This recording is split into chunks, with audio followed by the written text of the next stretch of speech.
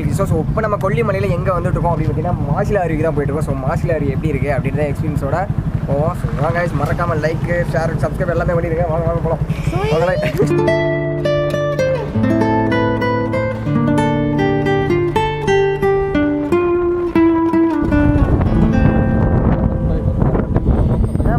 மாசிலா அருவி நீ எவ்வளோ தூரம் இன்னும் ஒரு கிலோமீட்டர் தானா?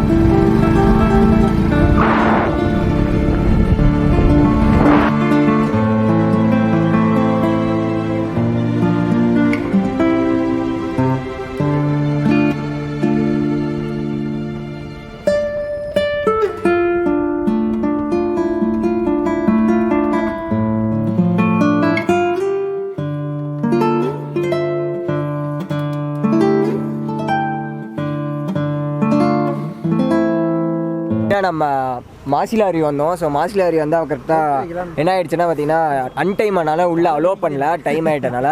ஸோ அவ்வளோதான். ஸோ கைஸ் இது பண்ணாதீங்க. கண்டிப்பாக நான் வேறு வீடியோ கிளிப்ஸ்லாம் இருக்குது, ஃப்ரெண்டு போன கிளிப்ஸ்லாம் இருக்குது. ஸோ அதை எடுத்து நான் உங்களுக்கு இதை ஆட் பண்ணி நான் ஏற்கனவே வந்தப்போ எடுத்த கிளிப்ஸு ஸோ அதெல்லாம் இருக்குது.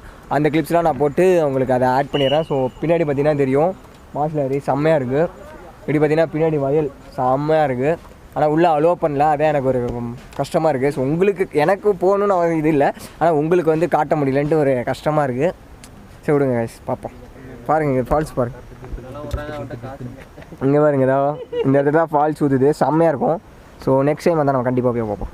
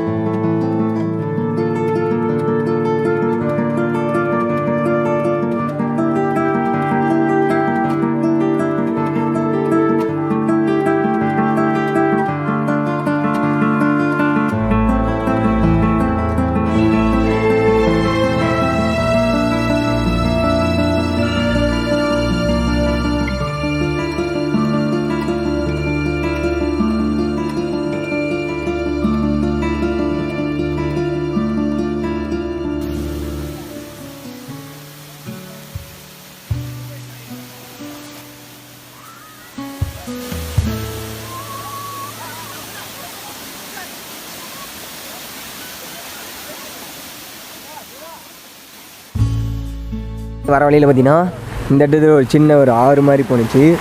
ஸோ செம்மையாக இருக்குது. இப்படி போயிட்டுருக்கு தண்ணி. பார்த்திங்கன்னா நம்ம அண்ணன் மேலே சேர் அடிச்சு விட்டேன் வண்டியில். ஸோ அதனால் அவர் வந்து அங்கே கழுவிட்டுருக்காரு. சூப்பராக இருந்துச்சு. அந்த பக்கம் பார்த்திங்கன்னா வேறு லெவலில் இருந்துச்சு. அங்கே இந்த இடம்லாம் வந்து அப்படி தண்ணி வருது, செம்மையாக இருக்குது. ஸோ வேறு லெவலில் இருக்குது இந்த பிளேஸு. ஸோ இந்த வீடியோ கண்டிப்பாக எல்லாருமே பார்த்துருப்பீங்க, ஃபுல்லாக பார்த்துருப்பீங்க நம்புறேன். ஸோ அப்படி ஃபுல்லாக பார்த்தீங்கன்னா மறக்காமல் இந்த வீடியோக்கு ஒரு லைக் போட்டுருங்க.